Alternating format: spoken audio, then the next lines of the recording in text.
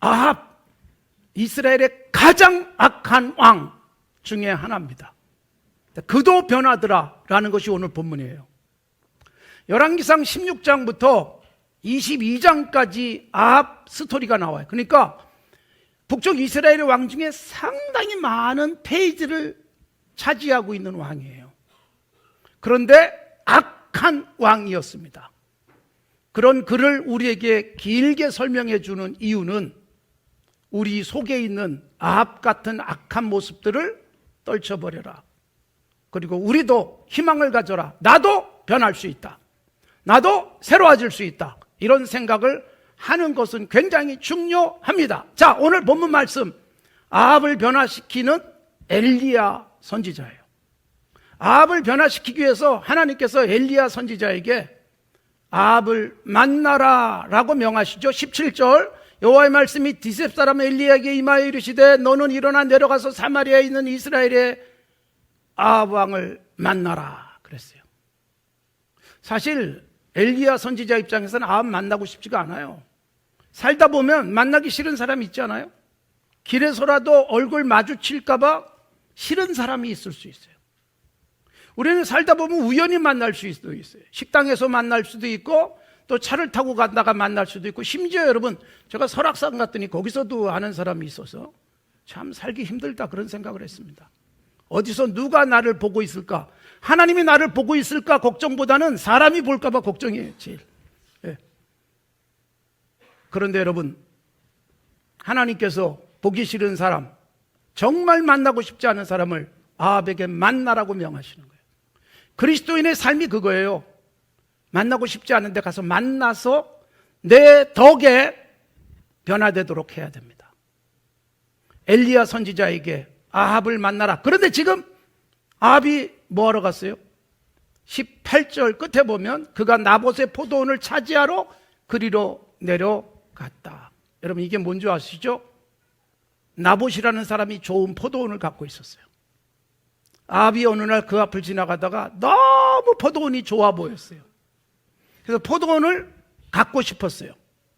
그래서 포도원을 팔라고 딜을 합니다. 그런데 포도원을 팔까요, 안 팔까요? 레위기 25장의 말씀에 근거하여 나봇은 포도원을 팔지 않습니다. 레위기 25장 23절이 뭐냐? 토지는 영구히 팔지 말 것은, 토지는 다 내 것이다. 그래서 이스라엘에게는 땅을 팔지 않도록 하셨어요. 그래서 혹시 너무 가난해서 땅이 팔려도, 남에게 넘어가도 여러분 돌려줘야 될 때가 있어요.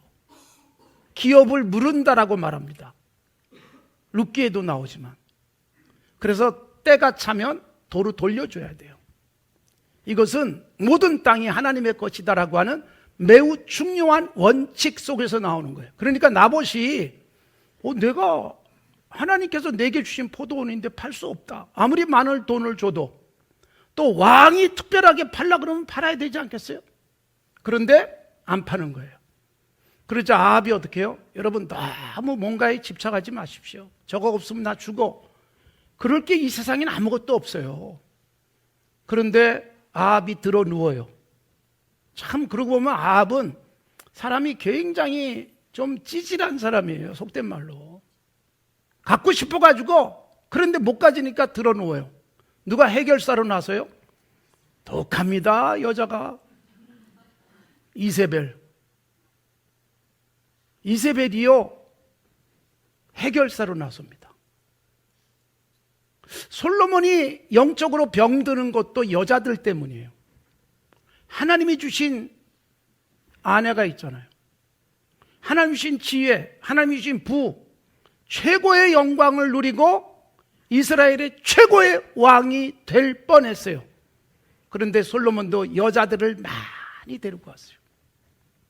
여자들이 전부 다 이집트에서도 오고 곳곳에서 왔는데 자기 신들을 갖고 오는 거예요. 그래가지고 솔로몬 왕궁은 신들의 전시장이 됐습니다. 솔로몬은 그래서 우리들에겐 굉장히 위대한 왕처럼 보일지 모르지만 이스라엘을 멸망으로 가게 만든 장본인입니다. 그러니까 우리가 조심해야 돼요. 사람에게 물론 공과가 있다고 말하죠. 공도 있고 과도 있다. 역사적 인물 평가에서도 공과 과를 공정하게 평가해야 된다 그러지만 사실은 여러분, 공 때문에 과가 덮여지진 않습니다. 우리들이 가장 위험한 것은 뭐냐면 그 사람이 뭐는 좀 잘못했지만 다른 건 잘했으니까 덮어주자라고 생각하는데 그것처럼 위험한 일은 없어요. 공이 아무리 많아도 한 번의 과가 역사 속에서 끔찍한 죄가 될 수도 있잖아요. 솔로몬은 아무리 성전을 짓고 위대한 왕이라 할지라도 그의 과가 이스라엘을 멸망으로 가게 만들었어요. 얼마나 위험한지 모릅니다.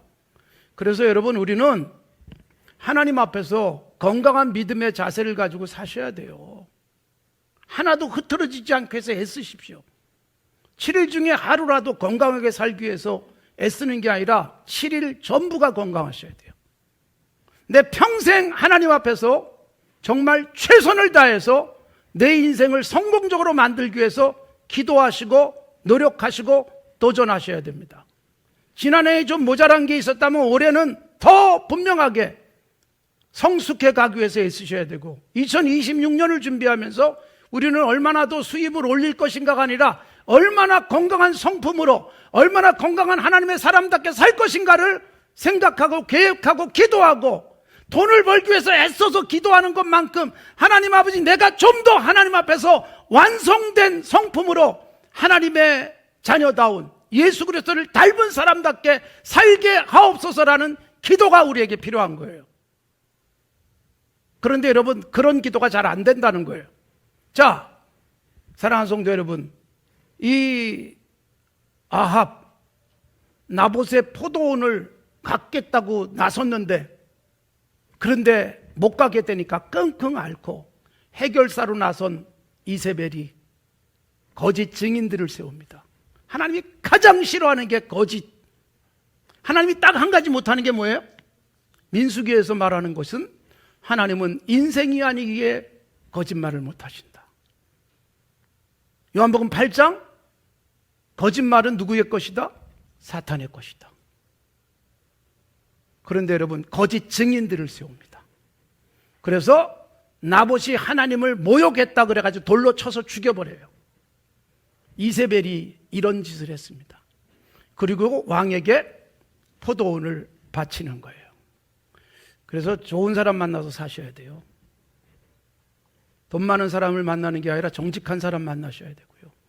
깨끗한 사람 만나셔야 되고 하나님이 기뻐하는 사람 만나도록 애쓰셔야 됩니다. 우리 자녀들의 배우자를 위해서 기도하시면서 그걸 위해서 기도하셔야 돼요. 이세벨과 아합의 만남. 이세벨이 여러분 이방 귀신 섬기는 그런 왕의 딸이에요. 얼마나 여러분 끔찍한 일을 하는지. 그래서 그 포도원을 뺏어 버리고 말았습니다. 그래서 그 못된 짓을 하러 내려가는데 하나님이 엘리야에게 아합에게로 가라. 그런데 아합에게 갑니다. 엘리야의 특징은 뭐예요? 그리 시냇가로 가라. 가죠? 사르밧으로 가라. 가죠. 어디든 가라고 하면 가는 거예요. 그런데 아합에게로 가서 말하라. 그래서 아합에게 가서 말씀을 선포합니다. 19절에 보면 그에게 말하 이르기를 여호와의 말씀이 네가 죽이고 또 빼앗았느냐 하고 이르기를 여호와의 말씀이 개들이 나봇을 돌로 쳐서 죽였잖아요. 흐르는 피를 개들이 와서 핥았는데 나봇의 피를 핥은 바로 그 개들 아합의 피도 핥을 것이다. 똑같이 죽습니다. 여러분, 심은 대로 거두는 거예요. 욕심내지 마십시오. 내 것 아닌 것에 집착하지 마십시오. 아니, 왕인데 얼마든지 다른 포도원도 있을 수 있고 그렇잖아요. 그럼 그것으로 만족해야죠. 길을 쓰고 그것 갖겠다고. 또 남이 길을 쓰고 안 팔겠다 그러면 또 그걸 그냥 갖고 싶어서 어쩔 줄 모르고 병나는 거예요.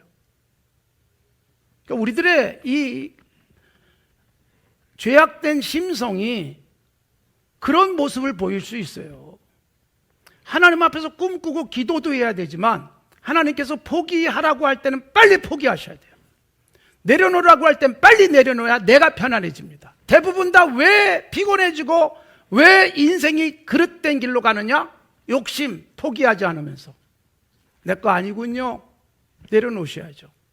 하나님이 이미 주신 것, 그리고 하나님이 주실 것에 만족하고 감사하고 살아가야 됩니다. 그런 아합에게 엘리야가 가는 거예요. 쉽지 않은 하나님의 명령입니다. 가서 말해라. 아합이 악한 왕이잖아요. 그런데 말하는 게 얼마나 불편하겠어요. 여러분, 사람들은 친한 사이에도 좀 지적을 해줘야 될 관계인데도 지적을 못할 수 있어요. 아이, 내가 그런 걸 어떻게 말해. 근데 말하셔야 돼요. 그래서 가까운 사이에서 꼭 말해야 되는 그의 허점과 잘못된 점이 있으면 최소한 그 사람을 위해서 한 일주일쯤 기도하십시오. 일주일쯤 기도했더니 마음이 편안해지고 말할 수 있다면 그때 하십시오.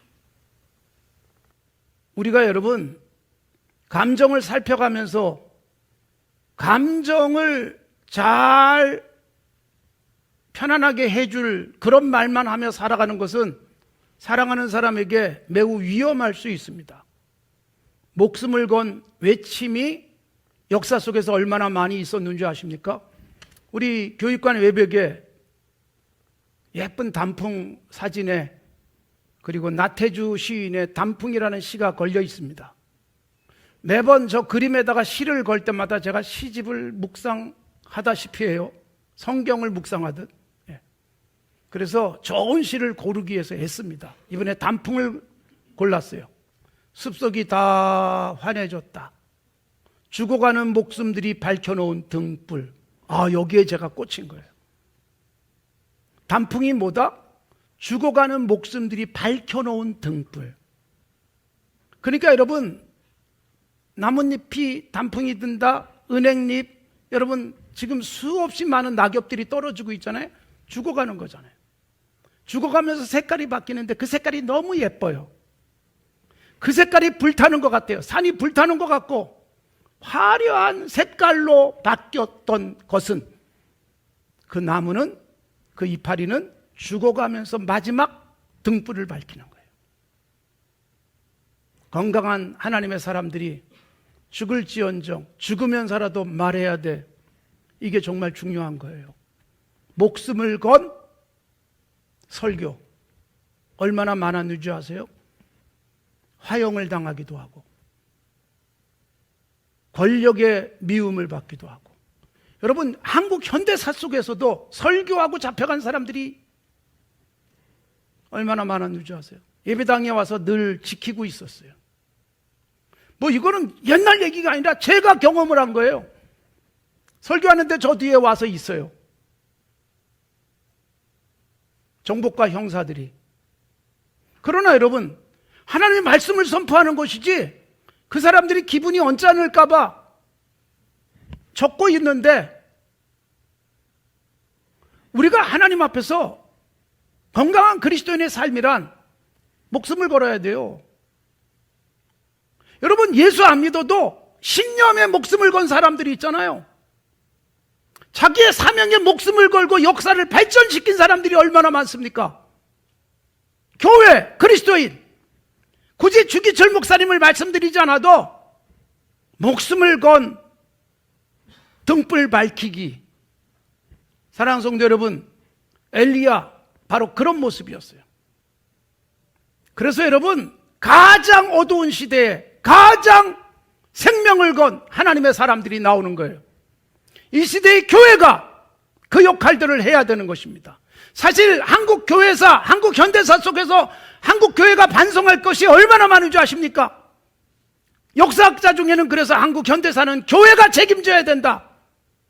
왜요? 수많은 권력 앞에서 교회가 아부하고 축복해주면서 병들게 한 부분은 지금도 여러분 반성해야 될 부분들이에요. 디트리 보네포가 1944년 12월 31일 날 선한 능력이라는 우리가 부르는 찬송가 가사를 썼잖아요. 감옥에 있을 때 옥중서간, 신자의 공동생활 이런 것들을 쓰면서 쓴 거예요. 그는 1945년 4월 달에 히틀러에 의해서 사형을 당하죠. 그리고 히틀러는 일주일 지나서 자살하고 맙니다. 할 말을 한 거예요. 목숨을 걸고 바로잡겠다고 나선 것입니다. 목숨을 걸었던 주기철 목사님이 그랬고, 목숨을 걸었던 디트리 보네포가 그랬고, 세계 곳곳에서 주기철이 있었고 보네포가 있었던 것입니다.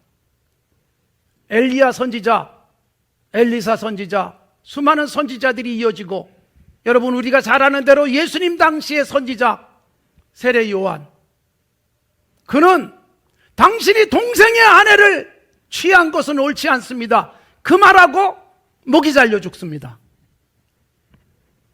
죽어가는 목숨들이 밝혀놓은 등불이 이 세상을 지금도 환하게 밝히고 있고, 지금 우리가 누리고 있는 자유민주주의란 얼마나 많은 사람들의 피로, 얼마나 많은 사람들이 죽어가면서 이 등불을 밝히기 위해서 했었는지 우리 너무나도 잘 알잖아요.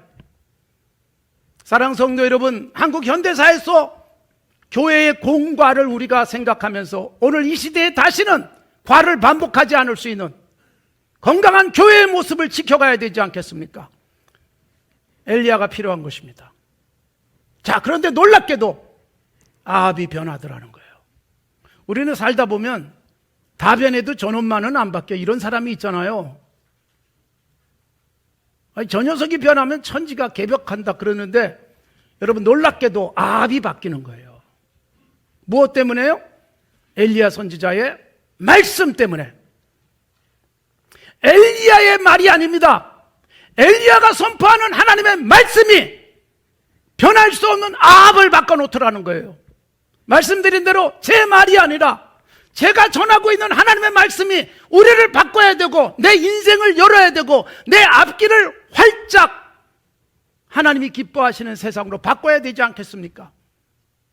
제가 그래서 저를 주목하지 마시고 저를 통해서 선포되는 말씀에 주목하시라는 말씀을 드리고 있는 것입니다. 27절, 아합이 모든 말씀을 들을 때에 네가 나봇을 죽이고 나봇의 포도원을 빼앗았느냐, 너도 피를 흘리게 될 것이다. 아주 강력한 경고의 말씀 앞에 27절, 아합이 옷을 찢고 굵은 배로 몸을 동이고 금식하며 굵은 배에 누우며 풀이 주고 다니더라.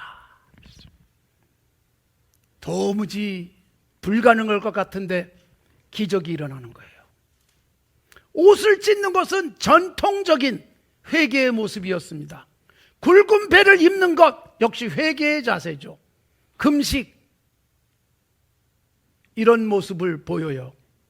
그리고 풀이 죽어서 왕으로서 큰 소리치고 못된 짓 하고도 포도원을 얻은 것으로 기뻐하고 웃던 아합이 풀이 주고 다니는 모습. 그래서 하나님이 엘리야에게 말합니다. 야, 저 아합이 겸손해지는 거 봤니? 겸비해지는 거 봤니? 그래서 아합을 용서하시는 거예요. 그 순간에 도무지 변할 것 같지 않은 사람, 악한 사람, 그러나 여러분 말씀은 바꿔놓습니다. 하나님의 말씀의 능력이에요. 성경을 펼치자마자 말씀의 능력이 나오잖아요. 하나님이 이르시되 빛이 있으라, 빛이 있죠. 하나님이 이르시되 나뉘어라, 나뉘죠. 하나님이 이르시되 생겨라, 생기죠. 말씀의 능력이에요. 그러니까 그 말씀을 우리는 붙들고 지금 살아가는 거예요. 우리는 힘이 없고 우리는 돈이 없고 권력도 없지만 하나님의 말씀을 붙들고 살아가면 말씀의 능력이 내 삶 속에 나타나게 될 줄로 믿습니다. 말씀을 굳게 믿고 말씀대로 살아가십시오. 아합을 찌르는 말씀, 아합을 채찍질하는 말씀 앞에 아합은 무릎을 꿇었습니다. 그리고 회개합니다. 변화됩니다. 사랑하는 성도 여러분, 아합이 바뀔 수 있더라. 아합은 바뀌는데 내가 정작 안 바뀔 수 있어요. 아합 같은 악한 사람도 어쨌든 일시적으로 바뀌는데 나는 얼마나 바뀌고 있는가? 겸비한 모습을 보입니다. 하나님이 그래, 저 겸손한 모습 내가 바라는 게 저거야 라고 말씀하잖아요. 사랑하는 성도 여러분, 우리는 하나님의 말씀 앞에서 그 말씀을 기쁨으로 받으셔야 돼요. 오늘은 좀 불편한 말씀도 받아들이는 거예요. 불편한 말씀이 나를 살리는 거예요. 좋은 말만 골라서 읽지 마십시오. 생각지도 못했던 성경을 딱 폈는데 눈에 확 들어오는 말씀이 나를 푹 찌를 수도 있어요. 하나님의 말씀의 능력이 뭐예요? 히브리서 4장 12절의 말씀대로 좌우에 날선 어떤 칼보다도 예리하다. 그래서 우리 속을 다 찌르고 쪼개고 자르고, 이게 말씀의 능력이다라고 말하고 있습니다.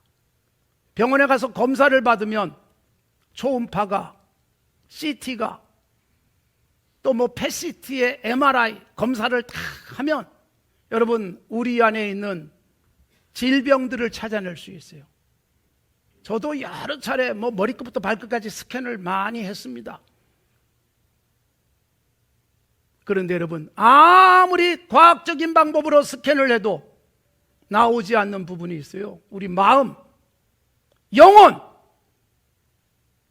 그리스도인의 영적 상태, 이건 절대로 과학의 힘으로 찾아낼 수 없잖아요. 말씀은 찔러 쪼개고 우리의 삶을 완벽하게 바꿔놓을 수 있다는 것을 분명하게 말씀하고 있습니다. 사랑하는 성도 여러분, 오늘 말씀 앞에서 새로워지는 복이 있기를 바랍니다. 말씀이 임할 때 하나님이 내게 주시는 말씀으로 받아서 무릎을 꿇는 것, 이것처럼 내 인생의 복은 없습니다. 에레미야 23장 29절에 보면, 요즘 새벽에 예레미야 하고 있습니다만, 내 말이 불 같지 아니하냐, 바위를 쳐서 부서뜨리는 방망이 같지 아니하냐. 히브리서 4장에서는 좌우에 날선 칼과 같다 그랬고요, 예레미야 선지자는 말이, 하나님의 말씀이 불과 같다, 태워버릴 수 있어요.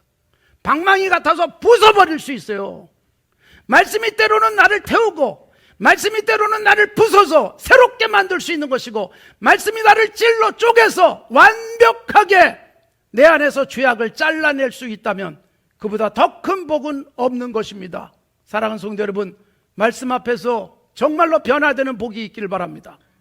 예수님이 직접 말씀하셔도, 요한복음 8장, 너희 중에 죄 없는 자가 돌을 들어 쳐라. 양심의 가책을 느꼈지만 슬금슬금 도망가며 아무도 바뀌지 않습니다. 스데반이 목숨을 걸고 외치는 말씀 앞에 사도행전 7장에 보면, 저희들이 마음에 찔려 회개했다 그러면 좋을 텐데 이를 갈면서 돌을 들어 쳐서 죽여요. 비극적이지 않습니까? 말씀 앞에서의 나의 반응을 다시 한번 점검해 보십시오. 듣기 좋은 말씀을 듣고 싶어서 이 교회 저 교회로 또 돌아다닐 수 있어요. 나를 편안하게 해주는 말씀을 고르기 위해서 성경에 빨간 줄을 칠 수도 있어요. 그러나 여러분, 하나님이 나를 바꾸는 말씀은 불편한 말씀이에요. 찌르는 말씀이에요. 그 말씀 앞에 건강하게 반응하면 나의 삶은 하나님이 보시기에 겸손한 모습, 그래서 하나님께서 나를 보고 자랑하는 거예요. 저 김관선을 보느냐, 겸비해지지 않았니? 여러분, 이런 우리들의 삶이 되어지기를 바랍니다.